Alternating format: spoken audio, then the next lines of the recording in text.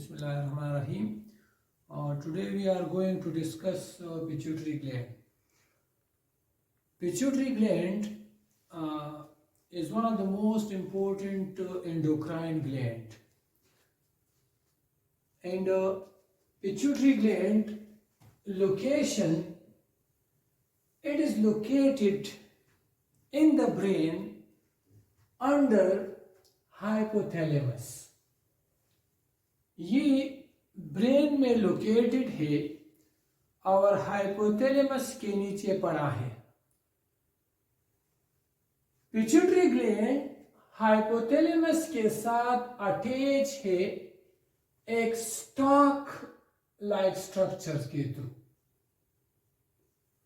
और funnel shaped structure which is called infundibulum. So infundibulum is a stem, infundibulum is a stalk, infundibulum is a funnel shaped structure which is responsible to attach the pituitary gland with hypothalamus. Hypothalamus size is that of the pea. इसका जो size है ये मटर के दाने के बराबर होता है और इसकी जो वेट है so that is 0.5 grams. 0.5 grams इसकी वेट है. नाउ पिट्यूटरी ग्लैंड को लोब्स में डिवाइड किया गया है. There are 3 lobes of pituitary gland.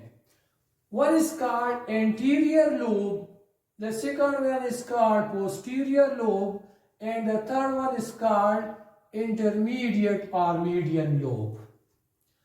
इन तीनों लोब्स का अपना अपना फंक्शन है. मतलब ये है कि एंटीरियर, पोस्टीरियर और इंटरमीडिएट ये तीनों लोब्स हार्मोन सिक्रेट करते हैं जिसका अपना अपना फंक्शन है, रेगुलेशन करते हैं डिफरेंट फंक्शंस की. हम सबसे पहले पिट्यूटरी ग्लैंड के एंटीरियर लोब को पढ़ेंगे कि anterior lobe of the pituitary gland जो है ये कौन से हार्मोन सिक्रीट करता है.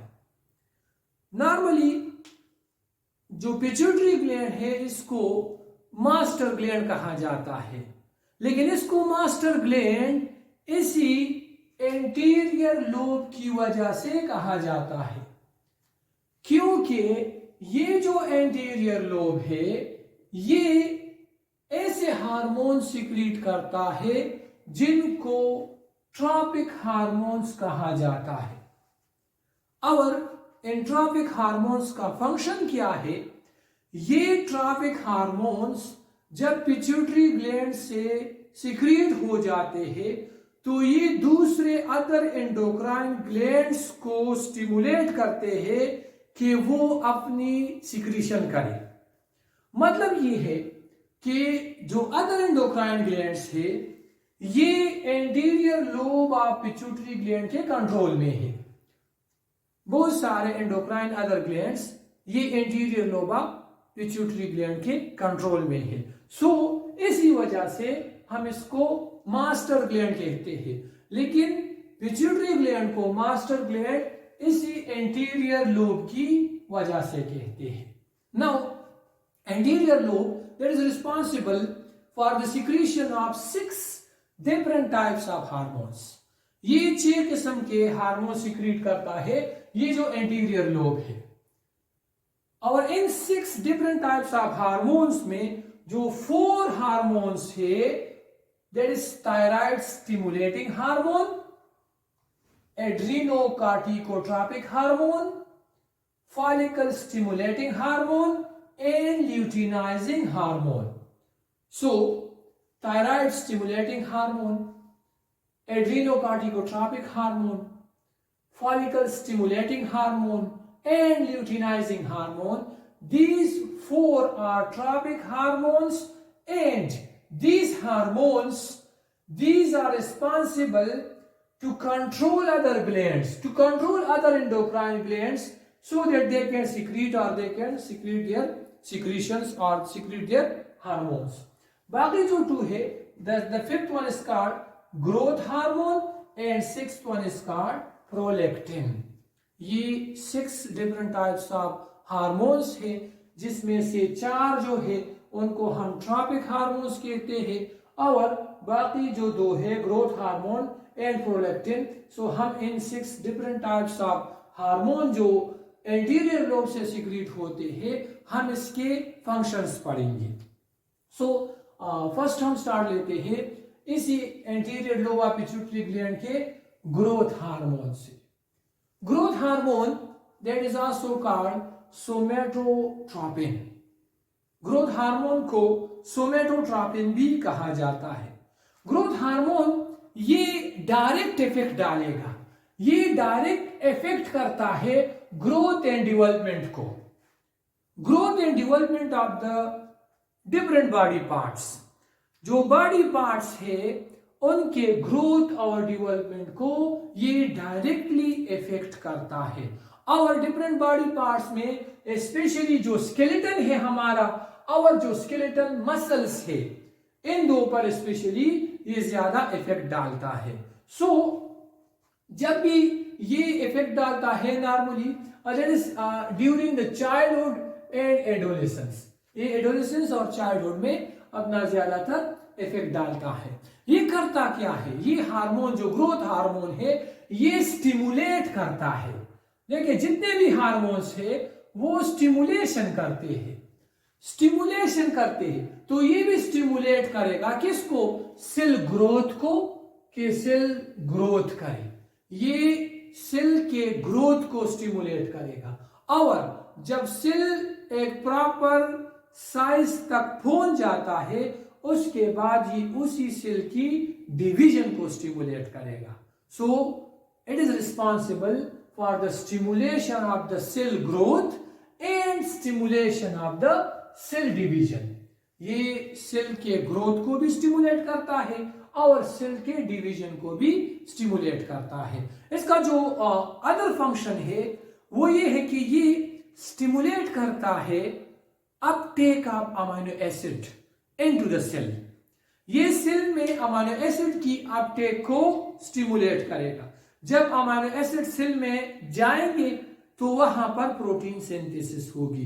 तो अगर हम ये कहें कि ये स्टिमुलेट करता है प्रोटीन सिंथेसिस को, तो ये और uptake of amino acid in the sense ये हमारे पास एक ही चीज आ जाती है। So it is responsible to stimulate the uptake of amino acid into the cell for what purpose, for protein synthesis. ये प्रोटीन सिंथेसिस के लिए अमीनो एसिड की अपटेक को स्टिमुलेट करेगा। अब प्रॉब्लम्स आ सकते हैं और डिफिशियंसी हो सकती है। हर एक हार्मोन नॉर्मली बॉडी में एक खास लेवल में मौजूद होता है और सिक्रीट होता है।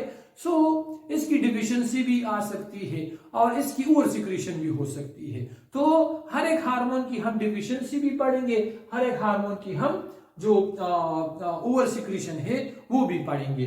Deficiency of the growth hormone, deficiency क्या करेगा, deficiency of the growth hormone that is resulting in the dwarfism, ये ड्वार्फिज्म को रिजल्ट करेगा। मतलब ये है कि जो ग्रोथ हार्मोन है अगर ये चाइल्ड में, अगर ये बच्चों में लेस अमाउंट में सिक्रीट होंगे तो ये रिजल्ट करेगा ड्वार्फिज्म को।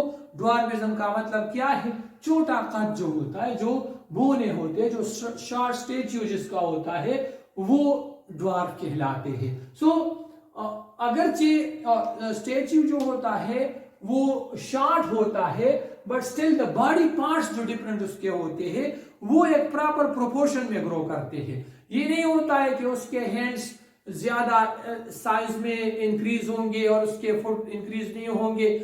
जितने भी बॉडी पार्ट्स है ये सारे एक प्रॉपर प्रोपोर्शन में ये ग्रोथ करेंगे।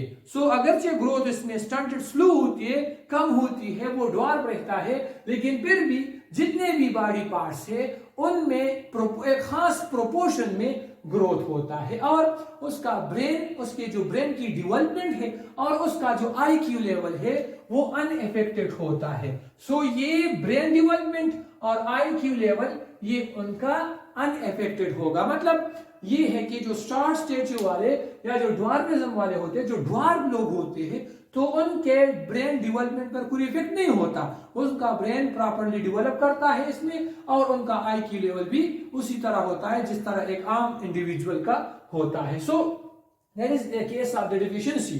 इसकी डिफिशियंसी है अगर इसकी ओवर सिक्रीशन हो, and that is over secretion, अगर ये ओवर सिक्रीशन इसकी होगी, ये अमाउंट में ज्यादा सिक्रीट होगा अपने नॉर्मल लेवल से, so what will happen, gigantism develop होगा। जाइगेंटिज्म किस में डेवलप होगा, चिल्ड्रन में, क्योंकि चाइल्डहुड में अगर एक बच्चा है और उसमें ये ग्रोथ हार्मोन अपने लेवल से कंटिन्यूसली ज्यादा सिक्रीट हो रहा है, तो चूंकि उसके बोन्स में और स्केलेटन में अभी ये एबिलिटी है कि वो डिवाइड भी हो, वो लेंथ में भी इंक्रीज हो, so that will then result in the joint individual, तो उससे एक लंबे कद का इंडिविजुअल बनेगा। That condition is called gigantism.